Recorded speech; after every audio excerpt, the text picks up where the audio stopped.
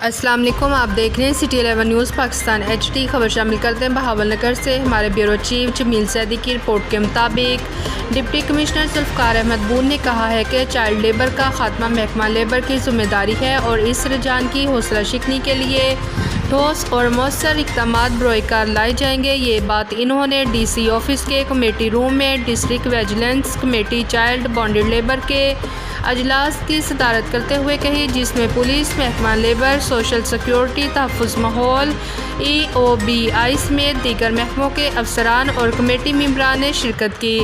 اجلاس میں deputy commissioner Zulfiqar Ahmed Boon نے کہا کہ آئندہ اجلاس میں تمام متعلقہ محکمے مزدوروں کی فلاح و بہبود اور اس ضمن میں کارکردگی کی مفصل رپورٹ پیش کریں اور وہ متعلقہ محکموں کی انفرادی پرفارمنس کا بھی جائزہ لیں گے۔